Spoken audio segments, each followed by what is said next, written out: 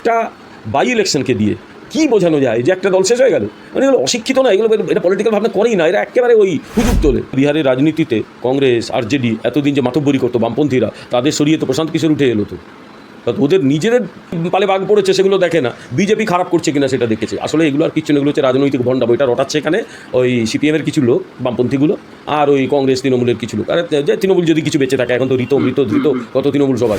BJP তো মধ্যপ্রদেশে অবস্থার উন্নতি করেছে, গুজরাটে এই আসনটা নিজের ধরে রেখেছে, একটা বাই ইলেকশনে পরাজিত হলো, ব্যাস তাতেই একেবারে হইচই পড়ে গেল। কিন্তু এই সমস্ত হাস্যকর মুখের মতো কথাবার্তা যে এই বিজেপির শেষে শুরু, এগুলো আর কিছু না, এটা পলিটিক্স জানে না, অথবা জেনেও এই ধরনের গাঁজাখুরি গল্প রটায় নিজেদের তাৎক্ষণিক সুবিধা। বিজেপির গ্রাউন্ড লেভেলের যারা সত্যিকারের বিজেপি কর্মী, তাদের বিরুদ্ধে এই অভিযোগ উঠছে, আমি সেটা বিশ্বাস করি না। দীর্ঘদিন ধরে যারা বিজেপি করতো তারা কিন্তু এই ধরনের কালচারে অভ্যস্ত নয়। যে সমস্যাটা হয়েছে 4 তারিখের পর কিছু হঠাৎ বিজেপি তৈরি হয়েছে, হঠাৎ করে গায়ে গেরুয়া কাপড় জড়িয়ে নিয়েছে, এবং মেজর গোলমালটা কিন্তু তারা করছে। অনেক জায়গাতে অভিযোগ আসছে যে মেজর গোলমালটা, কারণ তারা তো এই সংস্কৃতিতেই অভ্যস্ত, ফলে তাদের বিরুদ্ধেই প্রচুর অভিযোগ আসছে, এবং আলটিমেটলি তারা এই মানে নোংরা কাজে জড়িয়ে পড়ছে, এরকম অভিযোগ আসছে। দল এ নিয়ে সতর্ক আছে এবং খুব হুঁশিয়ার করা হচ্ছে। দল অনেকে কঠোর ব্যবস্থা নিয়েছে। তাদের মনে রাখতে হবে দলটার নাম ভারতীয় জনতা পার্টি। এই থ্রেড কালচার চলবে না, একবার দুবার হতে পারে, কিন্তু তারপর ওদের ঠাঁই কিন্তু দলের বাইরে হবে, রাস্তায় ঘুরে বেড়াবে। সুতরাং এটা করা যাবে না, পরিষ্কার বলে দেওয়া হচ্ছে। মমতা ব্যানার্জি এখন রাজনৈতিকভাবে একেবারে শেষ হয়ে যাওয়া একজন। রাজনৈতিকভাবে তাঁর আর কেরিয়ার বলে কিচ্ছু নেই। একজন ওনার মধ্যে এই লোভটা রয়েছে, পদের প্রতি লোভ, মানে ডেজিগনেশনের প্রতি লোভ, ওটা বরাবরই ছিল। মমতা ব্যানার্জি করলেনটা কি? প্রথম কয়েকটা দিন উনি অনেক রকম কথা বলেন ইত্যাদি, কিন্তু তারপরে গোটা দলটাকে স্রেফ যাকে বলে জলে ভাসিয়ে দেওয়া, ওইটা করলেন। তার চোখের সামনে অপরাধ ঘটছে, কিচ্ছু বললেন না, তিনি সহ্য করলেন। এবং সবচেয়ে বড় কথা, এরপর এক কুৎসিত পরিবারতন্ত্রকে তিনি নিয়ে এলেন। কী পরিবারতন্ত্র? নিজের ভাইপোকে তিনি দলে আনলেন। এরপরে যা খুশি তাই ঘটতে লাগলো, উনি হস্তক্ষেপ করলেন না। গোটা পশ্চিমবাংলাটা এক চৌর্যবৃত্তির রাজ্যে পরিণত হলো, যেখানে প্রকাশ্যে চাকরি বিক্রি হয়, যেখানে অন্যায় হয় তিনি কিচ্ছু বলেন না। ফলে এবং সবচেয়ে বড় কথা, দেশ বিরোধী শক্তিগুলো এখানে মদত পায়, তিনি প্রকাশ্যে তাদের পাশে দাঁড়ালেন। তিনি কেন্দ্রের সঙ্গে অসহযোগিতা শুরু করলেন। তিনি ভেবেছিলেন উনি যাই করবেন মানুষ মেনে নেবে, মানবে না তো। ফলে এই যে হারিয়েছে মানুষ ওনাকে, এই জীবনে আর মানুষ ওনাকে ফেরত আনবে না। যে নেত্রী, তিনি রাস্তায় থাকতেন, লড়াই করতেন, তিনি ঘরে বসে ফেসবুক করছেন। পলিটিক্যালি উনি ফিনিশ হয়ে গেছেন, ওনাকে এটা মানতে হবে। ওনার মধ্যে আর কোনো রাজনীতি নেই। এবং সবচেয়ে বড় কথা, এখন হাত জোড় করে ক্ষমা চাওয়া যে আমি অন্যায় করেছি এবং কী অপরাধ করেছি মেনে নেওয়া। স্যার, বিহারের বাকিপুরে উপনির্বাচনে যে ঘটনাটি ঘটলো, বিজেপি হেরে গেল। এবার এখান থেকে যে রোলটি উঠেছে যে বিজেপির শেষের শুরু, এটা কি শুধুমাত্র বিরোধীদের একটা কনফিডেন্ট নিজেদের মধ্যে বজায় রাখার জন্য, নাকি সত্যি বিজেপি শেষের শুরু? একটা কথা বলি, বিহারের বাকিপুরে কি ঘটেছে আমার কাছে তার তথ্যটা রয়েছে। বিহারের বাকিপুরের অ্যাসেম্বলি বাই ইলেকশনে ওই প্রশান্ত কিশোর জনসুরাজ পার্টি ও পেয়েছে 64,151টা ভোট। তার মধ্যে ইভিএম ভোট পেয়েছে 64,117, পোস্টাল ব্যালট 34। আর নীরজ কুমার ভারতীয় জনতা পার্টি ইভিএম ভোট পেয়েছে 44,794, পোস্টাল ব্যালট পেয়েছে 33টা, মোট 44,827টা। জনসুরাজ পার্টি পেয়েছে 49.23, আর বিজেপি পেয়েছে 34.4। আচ্ছা, তাহলে দ্বিতীয় প্রশ্ন তার সঙ্গে করতে হয়, ওখানে যাকে পুরো কংগ্রেস আর রাজ্যের মানে সবাই মিলে সমর্থন করেছিল, বামপন্থী মিলে যে দলটি ছিল, দলটির নাম রাষ্ট্রীয় জনতা দল, লালু প্রসাদ যাদব প্রতিষ্ঠিত দল। সেই দলটির যে প্রার্থী রেখা কুমারী, তিনি কত ভোট পেয়েছেন? তিনি ভোট পেয়েছেন 14,263 ইভিএম ভোট, 10টা পোস্টাল ব্যালট, 14,273, অর্থাৎ 10.95। তার জামানত নাকি বাজেয়াপ্ত হয়ে গেছে, বুঝলেন? আচ্ছা, এটা বলছে না কেন? তাহলে তো এই যুক্তি যদি মানতে হয়, তাহলে বিহারের রাজনীতিতে কংগ্রেস আরজেডি এতদিন যে মাতব্বরি করতো বামপন্থীরা, তাদের সরিয়ে তো প্রশান্ত কিশোর উঠে এলো। তো ওদের নিজেদের মানে পালে বাঘ পড়েছে, সেগুলো দেখে না, বিজেপি খারাপ করছে কিনা সেটা দেখেছে। আসলে এগুলো আর কিচ্ছু না, এগুলো হচ্ছে রাজনৈতিক ভণ্ডা। বইটা রটাচ্ছে এখানে ওই সিপিএমের কিছু লোক, বামপন্থীগুলো, আর ওই কংগ্রেস তৃণমূলের কিছু লোক। আর তৃণমূল যদি কিছু বেঁচে থাকে, এখন তো মৃত কত তৃণমূল সব আছে। আমি পরিষ্কার কতগুলো কথা বলি, এটা পলিটিক্যাল অ্যানালিসিসের কথা বলি। একটা জায়গার একটা অ্যাসেম্বলি ইলেকশনকে দিয়ে গোটা বিহারকে ওরা জাজ করে ফেললো।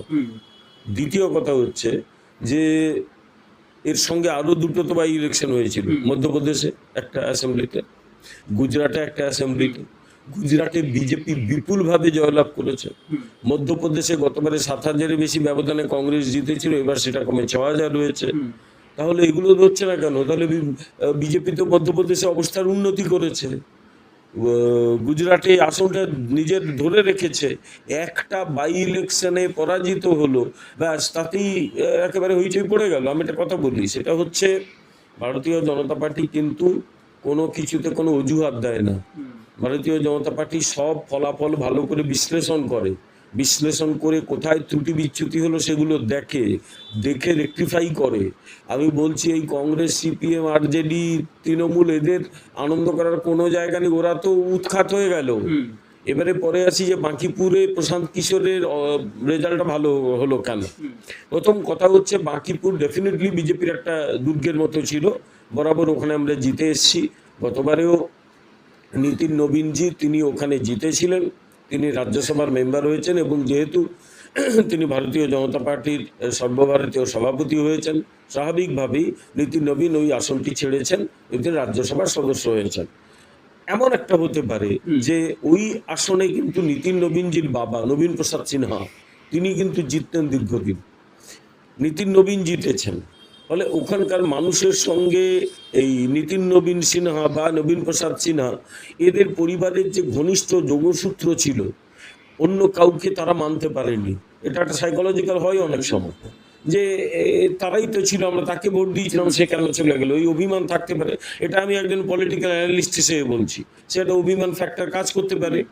দ্বিতীয় হচ্ছে যে ওখানে হয়তো এমনও হতে পারে যে ভারতীয় জনতা পার্টির কর্মীদের মধ্যে একটা, যাকে ইংলিশে বলে কমপ্লেসেন্সি, অর্থাৎ একটু আত্মসন্তুষ্টি থাকতে পারে যে ঠিক আছে, ও আমরা জিতবো, তো আমাদের ব্যাস্টিয়ন, ও আমরা জিতবো, এটাও হতে পারে। কিন্তু কোন ফ্যাক্টর কাজ করেছে সেটা একটা দেখতে হবে। এবং ওখানে ভোটের হারটা খুব কম পড়েছে, 34.5%। সেখানে হতে এখান থেকেই বোঝা যাচ্ছে যে লোকাল সংগঠন আত্মসন্তুষ্ট ছিল, তারা বিজেপির লোকেদের যে ভোটের ইয়েতে নিয়ে যাবে, প্রভাবিত করবে, সেটাও সেভাবে করেনি। দেখে তো তাই মনে হচ্ছে, নইলে 34-35% ভোট পড়ে কখনো।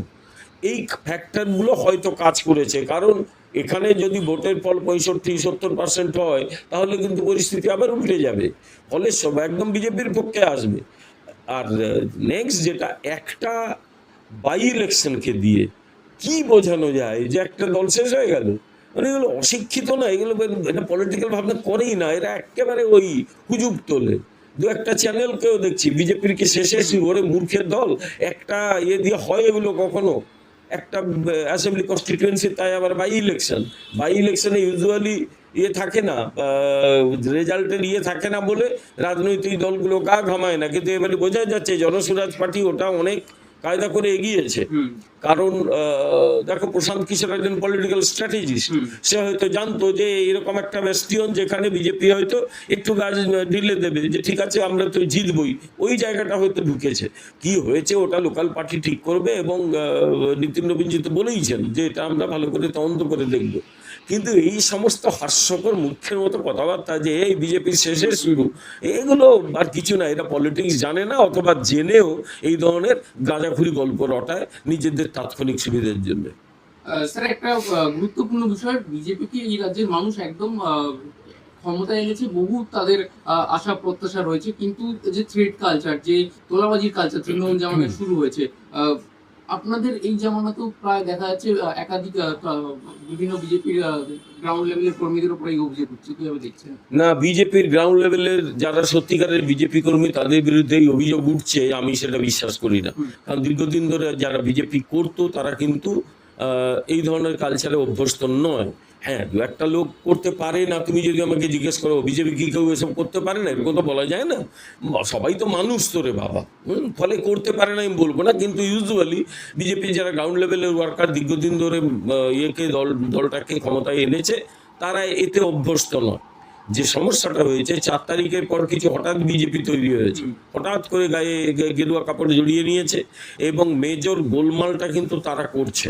অনেক জায়গাতে অভিযোগ আসছে যে মেজর গোলমালটা, কারণ তারা তো এই সংস্কৃতিতেই অভ্যস্ত, ফলে তাদের বিরুদ্ধেই প্রচুর অভিযোগ আসছে, এবং আলটিমেটলি তারা এই মানে নোংরা কাজে জড়িয়ে পড়ছে, এরকম অভিযোগ আসছে। দল এ নিয়ে সতর্ক আছে এবং খুব হুঁশিয়ার করা হচ্ছে। দল অনেকে কঠোর ব্যবস্থা নিয়েছে।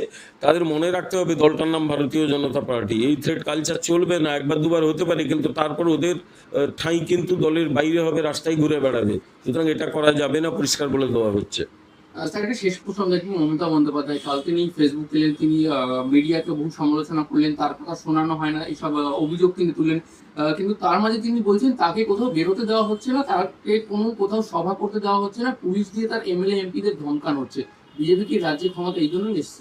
প্রথম কথা, মমতা ব্যানার্জির মুখে এগুলো শোভা পায় না। মমতা ব্যানার্জি এখন রাজনৈতিকভাবে একেবারে শেষ হয়ে যাওয়া একজন।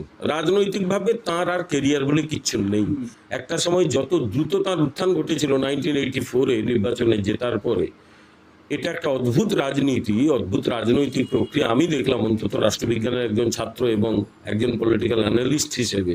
এইভাবে তার কেরিয়ারটা যে শেষ হবে 1984-এ বোঝা যায়নি, এবং এটার জন্য অ্যাবসলিউটলি উনি নিজের দায়ী, ওনার জন্য এটা ঘটেছে।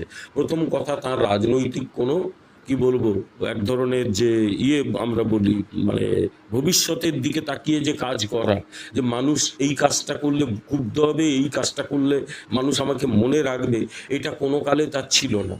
উনি মাঠে ময়দানে লড়াইটা করেছেন, এটা ঠিক। তার বিরুদ্ধে অভিযোগও প্রচুর ছিল। যখন 1984-এ লোকসভায় জেতার পরেই তার বিরুদ্ধে একটা মারাত্মক অভিযোগ এসেছিল, এবং অভিযোগটা মিথ্যে নয় পরে প্রমাণিত হয়েছিল। যে ওই বয়সে তিনি আমেরিকার একটা বিশ্ববিদ্যালয়ের জাল ডিগ্রি নিয়ে এসেছিলেন, কোন ইস্ট জর্জিয়া বিশ্ববিদ্যালয়ের একটা জাল ডিগ্রির মালিক হয়ে নামের সামনে নিজে ডক্টর লিখতেন। কিন্তু পরবর্তীকালে প্রমাণ হলো যে ওটা একটা জালি ইউনিভার্সিটি, এবং আমি জানি না, আমি নিয়েছি, এগুলো কত বলার কোনো মানে হয় না। উনি দায়ী, তার জন্য উনি এই কাণ্ডটি করেছেন। এখান থেকে প্রমাণ হয় যে ওনার মধ্যে এই লোভটা রয়েছে, পদের প্রতি লোভ, মানে ডেজিগনেশনের প্রতি লোভ, ওটা বরাবরই ছিল। তারপরেও বাংলার মানুষ সেটা ক্ষমা করে দিয়েছিল, বলে ঠিক আছে, একজন এই ভুল তো জীবনে একবার করতেই পারে, সেই ভুলকে ধরে তো আর বসে থাকা যায় না। তাই মানুষ হয়তো ভেবেছিল যে ওনার পাশে থাকতে পারে, এবং সেটা উনি সেই সময়ে গণ আন্দোলনটা করেছেন। 1984 থেকে 89 অবধি তিনি লোকসভার মেম্বার ছিলেন। 89-এ হেরে গেলেন, তারপর 91 যাদবপুর থেকে হেরে গেলেন, আগে যাদবপুরের এমপি ছিলেন, যাদবপুরে হারলেন পরে সিপিএমের কাছে। পরবর্তীকালে 1991-এ তিনি কলকাতা দক্ষিণ কেন্দ্র থেকে লোকসভায় নির্বাচিত হলেন, তারপর তাকে হারানো যায়নি। এই সব ঠিক আছে, তিনি যেটা করতে পারতেন এটা অল্টারনেটিভ পলিটিক্স দিয়ে। উনি সিপিএম এর লড়াই করেছেন, মার খেয়েছেন, কিন্তু কখনো এই রাস্তা ছেড়ে চলে যাননি। এই সব কটা ভালো। তিনি কিন্তু হতে পারতেন পশ্চিমবঙ্গের অন্যতম একজন সেরা মুখ্যমন্ত্রী, কারণ তিনি যখন জিতলেন 2011 সালে, ওই শক্তি নিয়ে কেউ আসেনি কখনো। ওই শক্তির কথাটা অন্যভাবে বলছি, উনি তখন মুখ্যমন্ত্রী, উনি তখন দলের নেত্রী, তাকে নিয়ন্ত্রণ করার কেউ নেই। জ্যোতি বসুও যথেষ্ট শক্তি নিয়ে ক্ষমতায় এসেছিল, কিন্তু জ্যোতি বসুর উপরে দল ছিল। বিধানচন্দ্র রায়ও যথেষ্ট শক্তি নিয়ে ক্ষমতায় এসেছিলেন, তার যে ব্যক্তিত্ব, তার কাছেই জ্যোতি বসু বা মমতা ব্যানার্জি তার ধারে কাছে নেই। কিন্তু মানে বিধানচন্দ্র রায়েরও একটা দল ছিল, এবং তার নেতা ছিলেন পরবর্তীকালে অতুল্য ঘোষ। তার একদম যা খুশি তাই করবেন সেই ব্যাপারটাই ছিল না, উনি দলটাই দেখতেন না। একমাত্র মমতা ব্যানার্জি তিনি জল দেখছেন, তিনি প্রশাসন দেখতেন, তিনি সব দেখতেন। মমতা ব্যানার্জি করলেনটা কি? প্রথম কয়েকটা দিন উনি অনেক রকম কথা বলেন ইত্যাদি, কিন্তু তারপরে গোটা দলটাকে স্রেফ যাকে বলে জলে ভাসিয়ে দেওয়া ওইটা করলেন। তার চোখের সামনে অপরাধ ঘটছে, কিচ্ছু বললেন না, তিনি সহ্য করলেন। এবং সবচেয়ে বড় কথা, এরপর এক কুৎসিত পরিবারতন্ত্রকে তিনি নিয়ে এলেন। কি পরিবারতন্ত্র? নিজের ভাইপোকে তিনি দলে আনলেন। এরপরে যা খুশি তাই ঘটতে লাগলো, উনি হস্তক্ষেপ করলেন না। দলের যারা পুরনো কর্মী মার খেয়েছিল, যারা তাদের ক্ষতি হয়েছিল, তারা কিন্তু দল ছেড়ে চলে গেল, তিনি চুপ করে বসে রইলেন। ফলে আলটিমেটলি দল কিন্তু সাফার করলো। দল যখন সাফার করলো, তিনি প্রশাসনকে তাকালেন না, প্রশাসনও সাফার করলো। গোটা পশ্চিমবাংলাটা চৌর্যবৃত্তির রাজ্যে পরিণত হলো, যেখানে প্রকাশ্যে চাকরি বিক্রি হয়, যেখানে অন্যায় হয় তিনি কিচ্ছু বলেন না। ফলে এবং সবচেয়ে বড় কথা, দেশ বিরোধী শক্তিগুলো এখানে মদত পায়, তিনি প্রকাশ্যে তাদের পাশে দাঁড়ালেন। তিনি কেন্দ্রের সঙ্গে অসহযোগিতা শুরু করলেন। তিনি ভেবেছিলেন উনি যাই করবেন মানুষ মেনে নেবে, মানবে না তো। ফলে এই যে হারিয়েছে মানুষ ওনাকে, এই জীবনে আর মানুষ ওনাকে ফেরত আনবে না। অদ্ভুত লাগে, দেখো, যে নেত্রী তিনি রাস্তায় থাকতেন, লড়াই করতেন, তিনি ঘরে বসে ফেসবুক করছেন। Just see the change. কিচ্ছু করার নেই ওনার, পলিটিক্যালি উনি ফিনিশ হয়ে গেছেন, ওনাকে এটা মানতে হবে। ওনার মধ্যে আর কোনো রাজনীতি নেই, ওনার মধ্যে আর কিচ্ছু নেই, ওনাকে চলে যেতে হবে রাজনীতির বাইরে। এবং সবচেয়ে বড় কথা এখন হাত জোড় করে ক্ষমা চাওয়া যে আমি অন্যায় করেছি এবং কি কি অপরাধ করেছি মেনে নেওয়া। কারণ সেটা যদি অন্যভাবে তার অপরাধ প্রমাণিত হয় তখন তো উনি আরো সমস্যায় পড়বেন। উনি অন্যায় করেছেন, এক সময় মানুষ ওনাকে ভালোবাসতো, এখন মানুষ ওনাকে পছন্দ করে না, এটা ওনার বোঝা উচিত। তিনি আরেকটি প্রসঙ্গ টানলেন, নেতাজি প্রসঙ্গ। নেতাজিকে নিয়ে এত কুরুচিকর মন্তব্য, নেতাজি নাকি আইনের প্রতিষ্ঠা করেনি, এই সমস্ত যে মন্তব্য, বিজেপি এখানে কি করলো না কেন, এই প্রশ্ন তুলেছেন মমতা বন্দ্যোপাধ্যায়।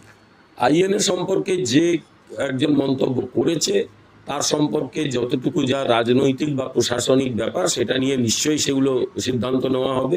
ওনার এই দেশের লোকেদের কথা উনি যেন না বলেন। বিজেপি নেতাজিকে সম্মান করে না। না না, উনি কাকে সম্মান করেন? উনি কি মানুষকে সম্মান করেন?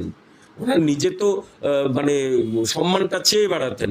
নিজের পিএইচডি ডিগ্রি ছিল না, ইউনিভার্সিটি থেকে একটা জাল ইউনিভার্সিটি ডিগ্রি চেয়ে এনেছিলেন যাতে লোকে তাকে পিএইচডি বলে মনে করে। ওনার নিজের সম্মানবোধ রয়েছে নাকি? নেই কিচ্ছু। ওনার অপরকে নিয়ে এসব কথাবার্তা না বলাই ভালো, ওনার ওইসব কথা শোনারই কোনো প্রয়োজন নেই।